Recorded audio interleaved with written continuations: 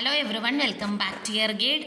അപ്പം നമ്മൾ ഇന്നത്തെ ക്ലാസ്സിൽ നോക്കാൻ പോകുന്നത് ലിമിറ്റേഷൻസ് ഓഫ് അക്കൗണ്ടിങ് ആണ്. നമ്മുടെ ഡിവിഷണൽ അക്കൗണ്ടൻറ്റിൻ്റെ സിലബസ് ഓറിയൻറ്റഡ് ആയിട്ടുള്ള ക്ലാസ്സുകൾ നടന്നുകൊണ്ടിരിക്കുകയാണ്. അപ്പോൾ ഇനി ആരെങ്കിലുമൊക്കെ ക്ലാസ്സിൽ ജോയിൻ ചെയ്യാനായിട്ടുണ്ടെങ്കിൽ സ്ക്രീനിൽ കൊടുത്തിരിക്കുന്ന കോൺടാക്റ്റ് നമ്പറിൽ കോൺടാക്റ്റ് ചെയ്യുക.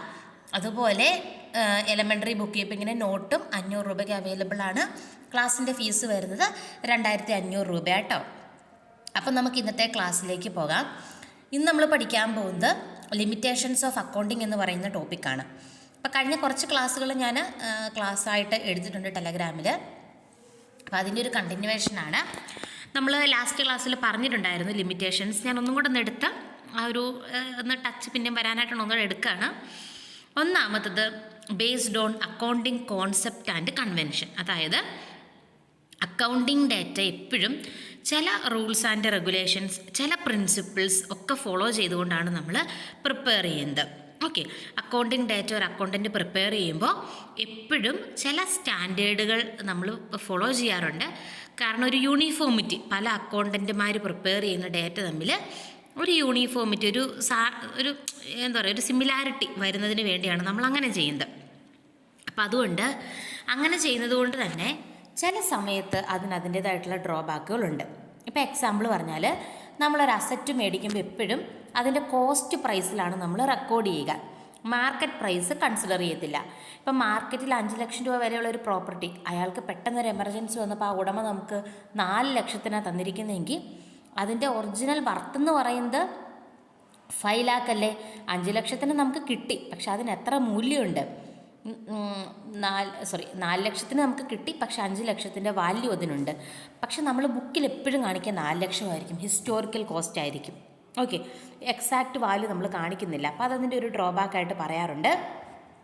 അതുപോലെ accounting may lead to window dressing. ചില സമയത്ത് നമുക്ക് ഒരു അക്കൗണ്ടൻറ്റിനെ സംബന്ധിച്ചിടത്തോളം അനാവശ്യമായിട്ടുള്ള രീതിക്ക് മാൽ പ്രാക്ടീസുകൾ കാണിക്കാനായിട്ട് സാധിക്കും. കാരണം ഓരോ മെത്തേഡുകൾ പല പല കാര്യങ്ങൾക്ക് നമുക്ക് എടുക്കാനായിട്ട് സാധിക്കും. അപ്പോൾ അതൊക്കെ ഉപയോഗിച്ചുകൊണ്ട് ചില സമയത്ത് അക്കൗണ്ടൻറ്റിന് ഇല്ലാത്ത പ്രോഫിറ്റ് ഉണ്ടെന്നും ഉള്ള പ്രോഫിറ്റ് ഇല്ല എന്നും കാണിക്കാനായിട്ട് സാധിക്കും. അതിനാണ് നമ്മൾ വിൻഡോ ഡ്രസ്സിങ് എന്ന് പറയുക. ഓക്കെ, ആക്ച്വൽ ഫിഗർ കാണിക്കാതെ ഇല്ലാത്തത് ഉള്ളതായിട്ട് അല്ലെങ്കിൽ ഉള്ളതില്ലാത്തതായിട്ടും കാണിക്കുന്നതിനാണ് വിൻഡോ ഡ്രസ്സിങ് എന്നുകൊണ്ട് ഉദ്ദേശിക്കുക. അതുപോലെ ഒരു അക്കൗണ്ടൻറ്റ് നിലവിൽ മാർക്കറ്റിലുള്ള പ്രൈസ് ലെവൽ ചേഞ്ചസിനെ കൺസിഡർ ചെയ്യുന്നില്ല. എപ്പോഴും സാധനങ്ങൾക്ക് എന്തുണ്ട്, ഒരു വിലയുണ്ടല്ലേ, ആ വില സമയം മാറുന്നതനുസരിച്ച്, ടൈം പീരീഡ് ചേഞ്ച് ചെയ്യുന്നതനുസരിച്ച് ഫ്ലക്ച്വേറ്റ് ചെയ്യും. Time value of money decrease day by day എന്നുള്ളതാണ് അല്ലേ. ഇന്നത്തെ 1 രൂപ അല്ല നാളത്തെ 1 രൂപയുടെ മൂല്യം എന്ന് പറയുന്നത്. അപ്പോൾ അതുകൊണ്ട് അക്കൗണ്ടൻ്റ് ഒരിക്കലും നമ്മൾ ഈ മാർക്കറ്റിലുള്ള പ്രൈസ് ലെവൽ ചേഞ്ചസിനെ നമ്മൾ കൺസിഡർ ചെയ്യുന്നില്ല. അപ്പോൾ അതുകൊണ്ട് തന്നെ ട്രൂ ആയിട്ടുള്ളൊരു വർത്ത്, ബിസിനസ്സിൻ്റെ ഒരു ട്രൂ ആയിട്ടുള്ള മൂല്യം അക്കൗണ്ടിങ് ഡേറ്റ ഉപയോഗിച്ച് കഴിയുമ്പോൾ കിട്ടില്ല എന്നാണ് പറയപ്പെടുന്നത്. അതും അക്കൗണ്ടിങ്ങിൻ്റെ ഒരു ലിമിറ്റേഷനായിട്ട് പറയപ്പെടുന്നുണ്ട്. അതുപോലെ അടുത്തതാണ് അക്കൗണ്ടിങ് ഇഗ്നോർസ് ക്വാളിറ്റേറ്റീവ് എലമെൻറ്റ്. നമുക്കറിയാം ഒരു ബിസിനസ്സിനെ ബാധിക്കുന്ന ഡേറ്റയ്ക്കകത്ത് ചില ക്വാളിറ്റേറ്റീവ് ആയിട്ടുള്ള എലമെൻ്റ് ഉണ്ട്. നല്ല മാനേജറിൻ്റെ മാനേജ്മെൻറ്റ്, ഹാർഡ് വർക്കിംഗ് ആയിട്ടുള്ള എംപ്ലോയീസ്, ഇങ്ങനെയുള്ളതൊക്കെ ചില ക്വാളിറ്റേറ്റീവ് എലമെൻ്റാണ്. പക്ഷേ ഇത് നമുക്കൊരിക്കലും ബുക്കിൽ കാണിക്കാനായിട്ട് സാധിക്കത്തില്ല. ക്വാളിറ്റേറ്റീവ് എലമെൻറ്റ് ഒരു അക്കൗണ്ടൻറ്റ് ഇഗ്നോർ ചെയ്യാറുണ്ട്. അതുപോലെ ചില സമയത്ത് അൺറിയലിസ്റ്റിക് ആയിട്ടുള്ള ഇൻഫർമേഷൻസ് പ്രൊവൈഡ് ചെയ്യാറുണ്ട്. ഓക്കെ, ഇപ്പോൾ ക്ലോസിങ് സ്റ്റോക്കിൻ്റെയോ അല്ലെങ്കിൽ അങ്ങനെയുള്ള ചില കാര്യങ്ങളൊക്കെ വരുമ്പോൾ നമ്മൾ ഈ ഹിസ്റ്റോറിക്കൽ കോസ്റ്റ് എടുക്കുന്നത് കൊണ്ട് റിയൽ ആയിട്ടുള്ളൊരു ഫിഗർ നമുക്ക് പല സമയത്തും പല ഡേറ്റയിലും കിട്ടില്ല. അപ്പോൾ അതൊരു ബുദ്ധിമുട്ടായിട്ട് പറയാറുണ്ട്. ഇതൊക്കെയാണ് മെയിനായിട്ടും അക്കൗണ്ടിങ്ങിൻ്റെ ലിമിറ്റേഷൻ ചോദിച്ചാൽ ഇതുപോലെ തന്നെ ബുള്ളറ്റ് ഇട്ട് സബ് പോയിൻ്റ് ആയിട്ട് എഴുതുക. ഓക്കെ, 5 മാർക്കിനൊക്കെ ആണെങ്കിൽ ഇത്രയും തന്നെ എഴുതി വെക്കണം, ബൈ ഹാർട്ട് ചെയ്ത് പഠിക്കണം. Based on accounting concept and convention, accounting may lead to window dressing. Accounting ignores effect of change in price level. Accounting ignores qualitative elements and it is based on unrealistic information. Okay, clear ആയെന്ന് വിചാരിക്കുന്നു. ഇനി നമ്മളുടെ ഇന്നത്തെ ടോപ്പിക്കിലേക്ക് നമ്മൾ കടക്കുകയാണെന്ന്, system of accounting. നമ്മൾ ആ syllabus അതേപോലെ ആട്ടോ ഫോളോ ചെയ്ത് പോകുന്നത്. അതിൻ്റെ അപ്പുറത്തേക്കൊന്നും എക്സാമിനും ചോദിക്കില്ല. ഓക്കെ, സിലബസ് മാത്രം നമ്മൾ കൺസിഡർ ചെയ്താൽ മതി. അക്കൗണ്ടിങ്ങിൽ നമ്മൾ മെയിനായിട്ടും ഒരു അക്കൗണ്ടൻറ്റ് ഡേറ്റ റെക്കോർഡ് ചെയ്യാനായിട്ട് 2 സിസ്റ്റമാണ് ഉപയോഗിക്കുക. ഓക്കെ, ഒന്ന് സിംഗിൾ എൻട്രി സിസ്റ്റവും 2 ഡബിൾ എൻട്രി സിസ്റ്റവും. ഓക്കെ, അപ്പോൾ സിംഗിൾ എൻട്രി സിസ്റ്റത്തിനെ കുറിച്ച് നമുക്ക് ഈ സിലബസിൽ തന്നെ ഡീറ്റെയിൽ ആയിട്ട് കുറേ പഠിക്കാനായിട്ടുണ്ട്. പക്ഷേ അതിൻ്റെ ഒരു ബേസിക് പോയിന്റ് മാത്രമേ ഞാൻ ഇന്നത്തെ ക്ലാസ്സിൽ നിങ്ങൾക്ക് പ്രൊവൈഡ് ചെയ്യുന്നുള്ളൂ. ഓക്കെ, അപ്പോൾ നമുക്ക് സ്റ്റാർട്ട് ചെയ്യാം.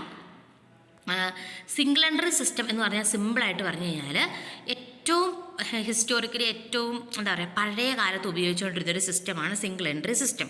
ഇപ്പോഴും ഫോളോ ചെയ്യുന്നുണ്ട്. പക്ഷെ ചെറുകിട കച്ചവടക്കാർ, അതായത് വലിയ വലിയ ട്രാൻസാക്ഷൻസ് ഒന്നും ഇല്ലാത്ത സ്മോൾ എൻ്റർപ്രൈസസ് അവരുടെ അക്കൗണ്ടിങ് കാര്യങ്ങൾക്കൊക്കെ ആയിട്ട് യൂസ് ചെയ്യുന്ന സിസ്റ്റമാണ് സിംഗിൾ എൻട്രി സിസ്റ്റം എന്ന് പറയുക.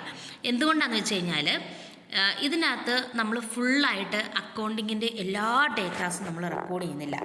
നമ്മൾ ക്യാഷ് ബുക്കും അതുപോലെ പേഴ്സണൽ ബുക്കുകളും മാത്രമേ നമ്മളിവിടെ റെക്കോർഡ് ചെയ്യുന്നുള്ളൂ. അപ്പോൾ ഒരു ഫുൾ ഫ്ലെഡ്ജ്ഡ് ആയിട്ടുള്ള ബുക്കല്ല, കുറച്ച് കാര്യങ്ങൾ മാത്രം എൻ്റർ ചെയ്യുന്ന ഒരു സിസ്റ്റമാണ് സിംഗിൾ എൻട്രി സിസ്റ്റം. അവിടെ ഒരു ക്യാഷ് ബുക്കും കാണും, പിന്നെ ഒരു പേഴ്സണൽ ഡേറ്റാസൊക്കെ എൻ്റർ ചെയ്യാനായിട്ടൊരു പേഴ്സണൽ ബുക്കും കാണും. ബാക്കി കുറേ ബുക്കുകളുണ്ട് അക്കൗണ്ടിങ്ങിൽ. റിയൽ അക്കൗണ്ട് ഉണ്ട്, നോമിനൽ അക്കൗണ്ട് ഉണ്ട്. അതൊക്കെ നമ്മളിവിടെ ഇഗ്നോർ ചെയ്യാണ്. ഒരു റഫ് ബുക്ക് കണക്ക് പോലെയാണ്. ക്യാഷ് ബുക്കും പേഴ്സണൽ ബുക്കും മാത്രമാണ് നമ്മളിവിടെ എന്ത് ചെയ്യുന്നത്, നമ്മൾ റെക്കോർഡ് ചെയ്യുന്നത് under single entry system. Okay, അപ്പം ബാക്കി എല്ലാ ട്രാൻസാക്ഷൻസും നമ്മൾ ഇഗ്നോർ ചെയ്യുകയാണ് ചെയ്യുന്നത്. റിയൽ ആൻഡ് നോമിനൽ അക്കൗണ്ട് എന്ന് പറഞ്ഞ 2 അക്കൗണ്ട് ഉണ്ട്, അത് നമ്മൾ ഇഗ്നോർ ചെയ്യും. റിയൽ അക്കൗണ്ട് എന്ന് പറഞ്ഞാൽ എല്ലാം എക്സ്പെൻസിൻ്റെ അക്കൗണ്ടാണ്, സാലറി, റെൻറ്റ് അങ്ങനെയുള്ളത്, അത് നമ്മളിവിടെ എഴുതാറില്ല. പിന്നെ അതുപോലെ നോമിനൽ അക്കൗണ്ട് അസറ്റുകളുടെ അക്കൗണ്ടുകളാണ് നോമിനൽ അക്കൗണ്ട്. ബിൽഡിംഗ്, ഫർണിച്ചർ അങ്ങനെ ഒരു ബിസിനസ്സിനുള്ള അസറ്റിൻ്റെ അക്കൗണ്ടാണ്, അതും നമ്മളിവിടെ ഇഗ്നോർ ചെയ്യാറുണ്ട്. ഓക്കെ, അപ്പോൾ പല ട്രാൻസാക്ഷൻസും നമ്മൾ കംപ്ലീറ്റ് ആയിട്ട് റെക്കോർഡ് ചെയ്യാത്തത് കൊണ്ട് തന്നെ ഇവിടെ നമുക്ക് റിയൽ ആയിട്ടുള്ളൊരു പ്രോഫിറ്റ് അല്ലെങ്കിൽ ലോസ് അസർട്ടൈൻ ചെയ്യാനായിട്ടും ബുദ്ധിമുട്ടായിരിക്കും. ഓക്കെ, P&L അക്കൗണ്ട് പ്രിപ്പയർ ചെയ്യാനായിട്ട് നമുക്ക് ബുദ്ധിമുട്ടായിരിക്കും. അതുകൊണ്ട് തന്നെ ബാക്കിയുള്ള ഡേറ്റാസ് പിന്നീടുള്ള ട്രയൽ ബാലൻസും അക്കൗണ്ട് എല്ലാം പ്രിപ്പയർ ചെയ്യാനായിട്ട് വളരെ ബുദ്ധിമുട്ടായിരിക്കും. ഓക്കെ, അപ്പോൾ അതാണ് സിംഗിൾ എൻട്രി സിസ്റ്റത്തിൻ്റെ പ്രത്യേകത. ഇനി ഡബിൾ എൻട്രി സിസ്റ്റം ആകുമ്പോൾ എല്ലാ അക്കൗണ്ടിങ്ങിൻ്റെ റൂൾസ് ആൻഡ് പ്രിൻസിപ്പിൾസ് എല്ലാം ഫോളോ ചെയ്തുകൊണ്ട് ഒരു ഫുൾ ഫ്ലെഡ്ജ്ഡ് ആയിട്ട് നമ്മൾ പ്രിപ്പയർ ചെയ്യുന്ന അക്കൗണ്ടാണ് ഡബിൾ അക്കൗണ്ട് സിസ്റ്റം എന്ന് പറയുക. ഓക്കെ, ഓരോ ട്രാൻസാക്ഷൻ്റെയും debit as well as credit entries നമ്മളിവിടെ എൻ്റർ ചെയ്യും. അതായത് എല്ലാ ഡേറ്റാസും എൻ്റർ ചെയ്യുന്നുള്ളത് ജസ്റ്റ് ഒന്ന് ഓർത്ത് വെച്ചാൽ മതി. ബാക്കി ഇതിലെ സെൻറ്റൻസുകൾ നിങ്ങൾക്ക് വഴിയെ മനസ്സിലായിക്കോളും. ഓക്കെ, അപ്പോൾ ഇവിടുത്തെ ഫീച്ചേഴ്സ് എന്ന് പറയുന്നത് എല്ലാ ടൈപ്പ് ഓഫ് അക്കൗണ്ടുകളും നമ്മൾ റിയൽ, നോമിനൽ, പേഴ്സണൽ അക്കൗണ്ടുകളാണ് 3 ടൈപ്പ് അക്കൗണ്ട്സ്. ആ 3 ടൈപ്പ് അക്കൗണ്ട്സുകൾ നമ്മൾ മെയിൻറ്റെയിൻ ചെയ്യുന്നുണ്ട്. അതുപോലെ തന്നെ ട്രയൽ ബാലൻസ് നമുക്ക് പ്രിപ്പയർ ചെയ്യാനായിട്ട് സാധിക്കും. ആൻഡ് ബാലൻസ് ഷീറ്റ് നമുക്ക് കൃത്യമായിട്ട് പ്രിപ്പയർ ചെയ്യാനായിട്ട് സാധിക്കും. ഒരു ഫുൾ ഫ്ലെഡ്ജ്ഡ് ആയിട്ടുള്ള എല്ലാ ട്രാൻസാക്ഷൻ്റെയും എല്ലാ ആസ്പെക്റ്റുകളും കവർ ചെയ്യുന്ന അക്കൗണ്ട് സിസ്റ്റമാണ് ഡബിൾ അക്കൗണ്ട് സിസ്റ്റം എന്ന് പറയുക. ഓക്കെ, അപ്പോൾ സിംഗിൾ എൻട്രി സിസ്റ്റവുമുണ്ട്, അതുപോലെ ഡബിൾ അക്കൗണ്ട് അല്ലെങ്കിൽ ഡബിൾ എൻട്രി സിസ്റ്റവുമുണ്ട്. ഓക്കെ, ഇത് രണ്ടിനെക്കുറിച്ച് നമ്മൾ കുറേ ഡീറ്റെയിൽ ആയിട്ട് അടുത്തടുത്ത ക്ലാസ്സുകളിൽ നോക്കും. അപ്പോൾ ജസ്റ്റ് ഓർത്ത് വയ്ക്കുക, ഒന്നൊരു പാർഷ്യൽ ഡേറ്റ എൻട്രി മാത്രമാണ് സിംഗിൾ എൻട്രി സിസ്റ്റം എന്ന് പറയുമ്പോൾ. അത് മെയിനായിട്ടും വലിയ അക്കൗണ്ടിങ്ങിൽ ഗ്രാഹ്യമില്ലാത്ത ചെറുകിട കച്ചവടക്കാർ ഫോളോ ചെയ്യുന്നതാണ്. എന്നാൽ കമ്പനികളും എല്ലാം തന്നെ ഫോളോ ചെയ്ത് നിലവിലുള്ള അപ്ഡേറ്റഡ് ഫുൾ ഫ്ലെഡ്ജ്ഡ് വേർഷനാണ് ഡബിൾ എൻട്രി സിസ്റ്റം എന്നാണ് പറയുന്നത്. ഓക്കെ, ക്ലിയർ ആയെന്ന് വിചാരിക്കുന്നു. എന്തെങ്കിലും ഡൗട്ട് ഉണ്ടെങ്കിൽ ടെലഗ്രാമിൽ ചോദിക്കുക. അപ്പോൾ നമുക്ക് കൂടുതൽ ഇമ്പോർട്ടൻ്റ് ആയിട്ടുള്ള ക്ലാസ്സുകളൊക്കെ ആയിട്ട് നെക്സ്റ്റ് വീഡിയോയിൽ കാണാം. താങ്ക്